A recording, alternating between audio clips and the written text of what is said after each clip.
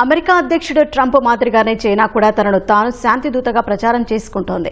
భారత్, పాకిస్తాన్ సహా ఉత్తర మయన్మార్లో ఉద్రిక్తతలు, Cambodia, Thailand, పాలస్తీనా, Israel ఘర్షణలు, ఇరాన్ అణు సమస్య వంటి ప్రపంచ సంఘర్షణల పరిష్కారానికి బీజింగ్ మధ్యవర్తిత్వం వహించినట్లు చైనా విదేశాంగ మంత్రి వాంగ్ యీ అన్నారు. రెండవ ప్రపంచ యుద్ధం తర్వాత మళ్లీ ఈ ఏడాది స్థానిక సంఘర్షణలు, సరిహద్దు యుద్ధాలు ఎప్పుడూ లేనంతగా చెలరేగినట్లు పేర్కొన్నారు. శాశ్వత శాంతిని నెలకొల్పడానికి చైనా ఒక లక్ష్యాన్ని, న్యాయమైన వైఖరిని ఎంచుకుందని వాంగ్ యీ బీజింగ్ లో జరిగిన సదస్సులో వివరించారు. వాంగ్ యీ వ్యాఖ్యలపై భారత్ ఇంకా అధికారిక ప్రకటన చేయలేదు.